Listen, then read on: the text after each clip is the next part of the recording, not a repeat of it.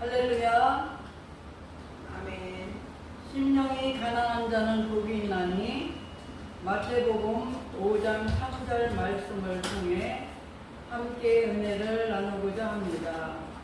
예수님께서 이 땅에 오셔서 자기 백성에게 가장 먼저 해주신 말씀, 복을 주시겠다고 하십니다.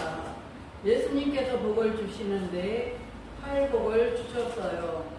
심령이 가난한 자는 복이 있나니 천국이 그들의 것이며, 애통하는 자는 복이 있나니 온유한 자는 복이 있나니, 의에 줄이고 목마른 자는 복이 있나니 긍휼히 여기는 자는 복이 있나니, 마음이 청결한 자는 복이 있나니 함께 하는 자는 복이 있나니, 의를 위하여 박해를 받는 자는 복이 있나니. 이 팔복 말씀을 잘 들으면 복이 무엇인지 알게 되고 또한 복을 받게 됩니다. 다만 차이가 있다면 그 복이 내가 생각하는 복과 다르다는 것이죠. 창세기에는 복으로 시작하고 요한계시록은 복으로 끝납니다. 그렇다면 그 사이에 기록된 모든 내용도 결국 복에 대한 내용입니다. 이 성경을 바르게 이해하고 믿음으로 받아들이면 반드시 복을 받게 되죠. 그래서 복된 소식, 곧 복음이라고 합니다. 그런데 창세기를 자세히 보면 하나님께서 이미 복을 주셨어요. 반면 요한계시록에서는 내가 다시 복을 주시겠다고 하십니다. 하나님께서 복을 주셨는데 마지막에 다시 복을 주시겠다고 하는 것은 그 사이에 복을 잃어버렸다는 뜻이에요. 바로 선악과 사건입니다. 선악과 사건으로 인해 에덴 동산에서 쫓겨나게 되었어요. 그래서 선악과 사건 이후부터 요한계시록에 이르기까지 성경의 모든 내용은 너희가 잃어버린 복을 다시 주겠다는 하나님의 약속으로 가득 차 있어요. 선악과 사건 이후 하나님께서는 믿음의 사람을 부르실 때마다 항상 복을 주시겠다고 약속을 하셨어요. 대표적인 사람이 아브라함입니다. 너는 너의 고향과 친척과 아비집을 떠나 내가 내게 보여주는 땅으로 가라. 내가 너로 큰 민족을 이루고 내가 복을 주겠다. 하나님께서 자기 백성을 출애굽시키고 시내산에서 율법을 주셨습니다. 왜 율법을 주셨을까요? 하나님께서는 계명을 잘 지키는 자에게 복을 주시기 위해 율법을 주셨어요. 하나님은 말씀에 순종하면 들어가도 나가도 복을 받는다고 그렇게 말씀하셨죠.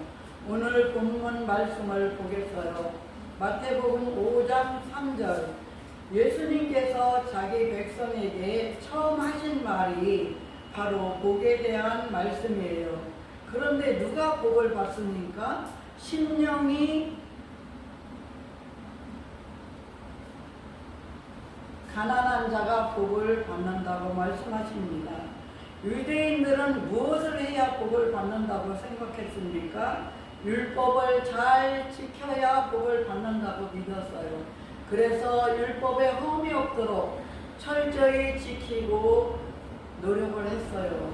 그런데 예수님께서 오셔서 첫 마디가 심령이 가난한 자는 복이 있다고 말씀하시죠. 그러면 심령이 가난한 사람은 누구일까요? 구약에는 다윗은 상한 심령을 주옵소서라고 고백을 했고, 이사야도 하나님께서 상하고 통회하는 심령을 기뻐하신다고 선포하므로 유대인들은 다들 알고 있었습니다. 오늘날에도 많은 사람들은 제가 하나님 앞에 죄인이고 늘 부족해요. 그래서 제가 심령이 가난한 사람입니다. 이렇게 생각들을 하고 있지만 성도 여러분 잘 들어보세요. 그것은 심령이 가난한 것이 아니라 자기 주제와 분수를 깨닫는 것이죠. 하나님 앞에서 자신을 바라보며 나는 자격이 없구나, 나는 죄인이구나, 나는 내세울 것이 없구나, 이렇게 고백하는 것은 귀한 신앙 고백입니다. 그러나 이것이 곧 심령이 가난한 것은 아닙니다. 심령이 가난한 사람은 하나님을 늘 찾는 사람이고 하나님께서 도와주지 않으면 살아갈 수 없기 때문에 하나님만 늘 의지하고 신뢰하고 바라보는 자. 그러나 이것도 심령이 가난하다는 뜻은 아닙니다. 성도는 마땅히 하나님을 찾아야 합니다. 하나님만이 우리의 소망이시고 피난처시며 방패가 되시기 때문이죠.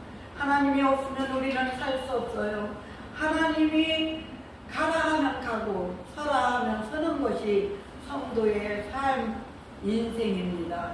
그러나 하나님을 간절히 찾는다 해서 그것이 곧 심령이 가난하다는 것은 절대 아닙니다. 심령이 가난하다는 것은 단순히 마음이 연약하다는 뜻이 아니고 하나님이 필요합니다. 이 고백도 아닙니다. 그렇다면 심령이 가난하다는 것은 무엇일까요? 성경에서 가난한 자는 나그네와 과부, 고아를 상징하는 표현입니다. 과부, 고아, 나그네처럼 스스로의 힘으로 살아가기 어려운 사람을, 그리고 보호받지 못하는 사람, 누군가의 도움이 반드시 필요한 사람을 가리키는 표현입니다. 그렇다면 예수님께서 말씀하신 심령이 가난한 자는 누구일까요? 바로 하나님 앞에 자신이 이 땅의 나그네이며 부활하는 사실을 아는 사람입니다. 나는 하나님 없이 살아갈 수 없는 사람, 나는 하나님께서 붙들어주지 않으면 살아갈 수 없어요. 나는 하나님의 은혜가 아니면 소망이 없어요. 이런 사실을 아는 사람이 심령이 가난한 사람입니다. 이런 사람은 자신의 의를 자랑하지 않고 자신의 공로를 내세우지 않고 하나님 앞에서 자기를 높이지도 않고 오직 하나님만의 은혜만 붙잡는 사람, 예수님께서 복이 있다고 말씀하신 사람이 바로 이런 사람입니다. 왜냐하면 천국은 자신의 의를 믿는 사람이 아니라 하나님 은혜를 의지하는 사람에게 주어지기 때문입니다. 그래서 예수님께서 말씀하십니다. 천국은 능력이 많은 사람이 가는 것이 아닙니다. 율법을 완벽하게 지킨 사람의 것도 아닙니다.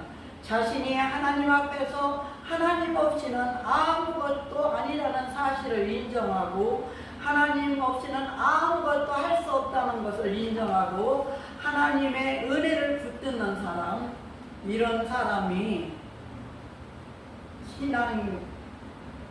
신앙은 내가 얼마나 훌륭한 사람이냐 여기서 시작하는 것이 아니라 내가 얼마나 부족한 사람인지를 알고 하나님의 은혜를 사모하고 하나님의 은혜를 붙드는 것에서 시작됩니다. 그러므로 우리는 날마다 하나님 앞에서 겸손해야 하며 나의 행함을 앞세우지 말고 하나님의 은혜를 자랑해야 합니다.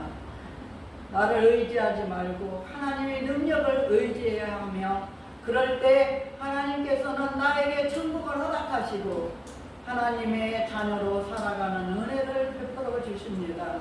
아멘. 이것이 예수님께서 팔복의 첫 번째 말씀을 통해 우리에게 가르쳐 주시는 복의 참된 의무입니다. 나는 심령이 가난한 자를 원한다. 그렇다면 심령이 가난한 사람은 어떤 사람일까요?